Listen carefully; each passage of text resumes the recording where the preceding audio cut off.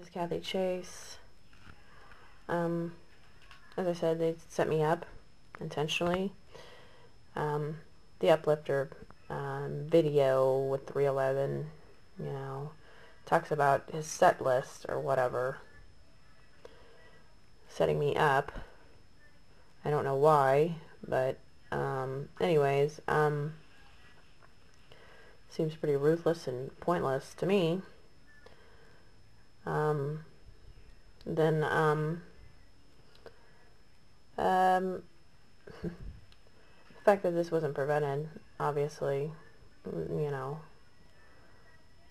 don't see, there's no benefit to their little plan here other than financially. That's the only, it was planned. There can be no other benefit other than financial and trying to use me as some sort of method to do what their dirty work. As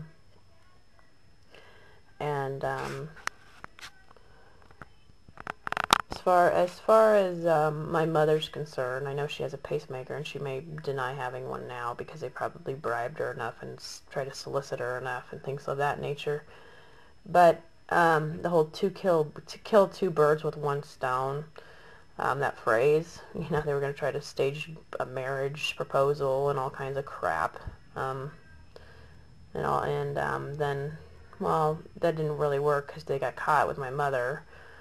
And then my mom evidently doesn't value my life or whatever, I don't know. And then the fact that now Autumn, she showed up this morning. She took a nap right when she got here because she got up early.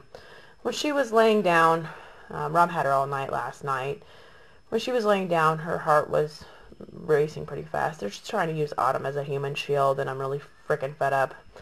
I don't know what they're doing to her. I assume Rob's given her something, or something of that nature.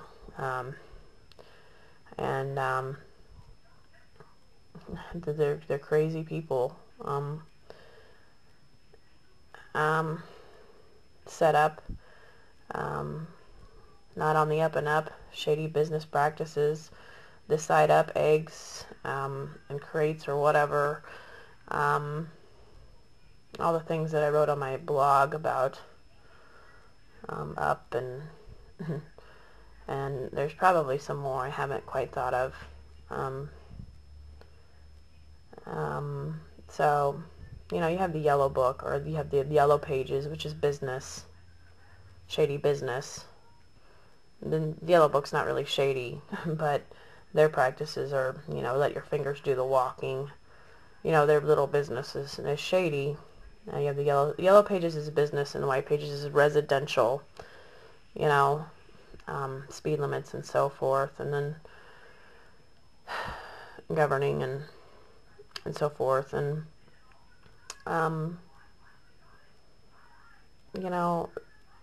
they're still abusing my body. They haven't stopped, and it's not just in my shoulders. They do it on my calves, my elbows, my left elbow particularly, my upper arms, pretty much every part of my body they do this with. There's not a place that they really haven't done strange things to. And as far as what's possible, I don't think any people want to necessarily know as far as what these people can do. And as far as their little B&O 24 hours, their their little railroad and their little monopoly crap and deodorant. As far as that's concerned, band roll-on that we had in our house growing up, and that was just what the products my parents used. And then you have, for some reason they think banjo has something to do with me. The instrument, the musical instrument banjo, has nothing to do with me. I don't live in Kentucky, and I don't know how to play the banjo. I think the reference was like the Jerk movie or something. I don't really know. I don't. And then I'm not really a banjo. JoJo Circus, Bobo Circus, B&O, things that perspire your feet and your armpits. I suppose, you know, and odor eaters, odor eaters and FedEx, and then, you know, you got the food pyramid, you know, just another pyramid. So just stupid stuff. Um, you know, I bought some Calvin Klein perfume, and I'm looking at the back of the bottles, and there's like these little stop sign type things with arrows on them. Well, you know what that is? That looks like it's RFID to me. I think it's like a tracking thing. I don't know if I've ever seen them on perfume before. Maybe I have. And then there's the other thing with UPC codes. You know, you have the numbers, the zeros and the nines typically in the corners. That has nothing to do with me. That's the way that they've always been. Some products, as I've noticed, some of them have, if you open them up, you'll see a little rainbow code, like a little UPC. It's not really, it's some sort of barcode. It's used in, I think, mainly foods, but it's rainbow. It's got like a little, you'll see like the little line dot colors of the little dots of um, little rainbow colors in a path.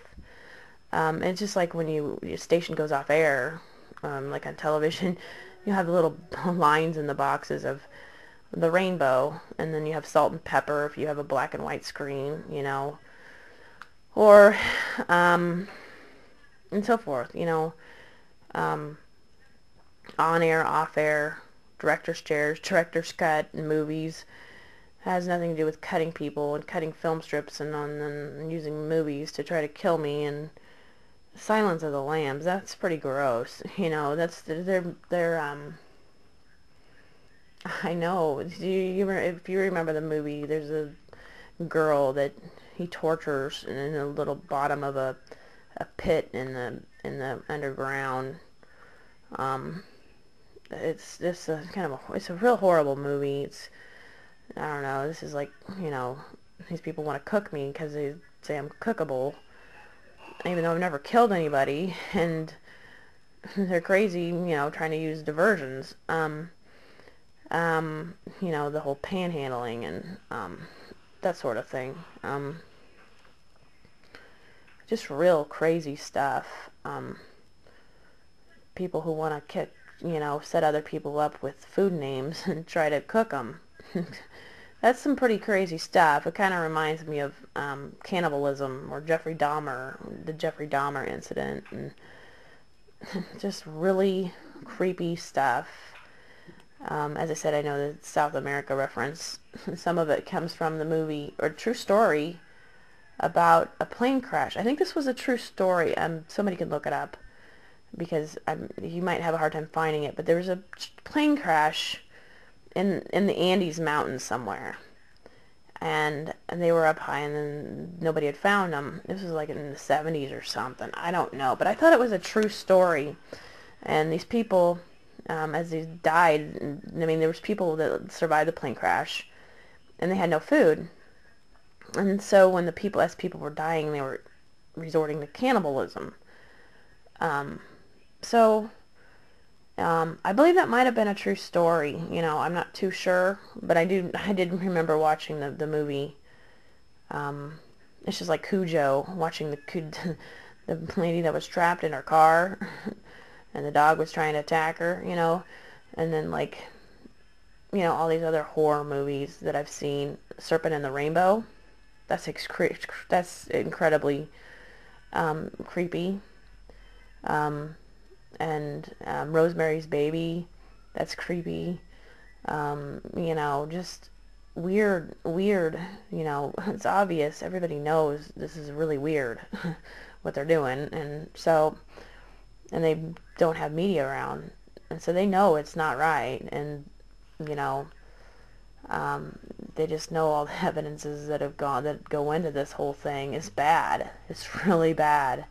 And it's really just public, they don't want public to see it because it's very disturbing what's happened to me in my life, and the prophets and all this other stuff that they're trying to, you know, they think they want to use SS, you know, like stainless steel and sinks and SS in ships and SS in Social Security and SS in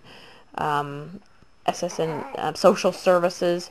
They want to think they think they're gonna have they're gonna use Secret Service sideways to kill me, like a secret funeral service or a public service announcement, a PSA, like a public services, or I don't know. They're just crazy, crazy people. I'm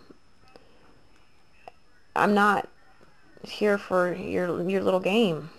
And people know it was planned, and people know there's real money involved. It's profits, and I said I didn't care about that, but you don't have to entrap me to kill me with your craziness, and you don't have to torture my body every day. If they'd stopped torturing their body, I'd probably torturing me and scaring the crap out of me. I would have stopped talking a long time ago. Duh. I talked about the waterboarding. They want me to talk about things. Because that was part of their plan, they're trying to sell me out, solicit me, sell me out, and so forth. And you can't do that. My life is not for sale. It doesn't matter how much money you spread around. My life's not for sale. You can't do that. That's what you don't get. You're just the more money you spread out, the more witnesses you have. So just remember that. And who's to say that the witnesses aren't going to take your money and then turn on you and say, what you're doing is wrong. You shouldn't do this to people. They should. That's what they should be doing. If they had any consciences. I'm a mother of 3 children, for God's sakes. Go along with their story. Frickin' record them, try to solicit you, and take their money, and then frickin' go run to frickin' somebody that will put it on air or on TV, with your solicitations, That's what would be the funny part. You keep soliciting, try to solicit my life. Somebody's eventually going to catch this on recording and going to catch this going on, and you're going to get caught. And somebody's going to expose this. Whether they do it anonymously on the web, which that's what they should do. They should be, if they're too scared to expose themselves, they could record it and put it online anonymously. That would be a great idea if people would do that.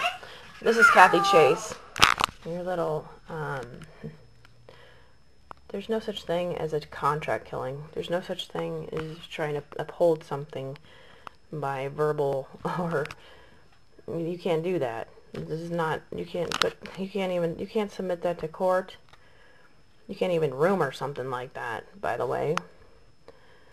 And I know there's been the rumor of you having some sort of contract on my life. You can't do that. It's illegal. You can't have a contract on me, my children, any of my children, Sean Chase, Amber Chase, Autumn Chase, Kathy Eggers Chase. Nobody can put there's nothing legal about having a contract and putting a time limit on somebody's life. So, you think you're going to try to rumor something like that? I don't think so.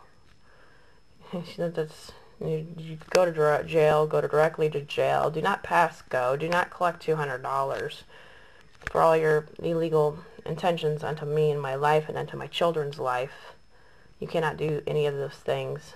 You could never do any of those things. You could never do what you've done to me, or you could never do what you did to my children.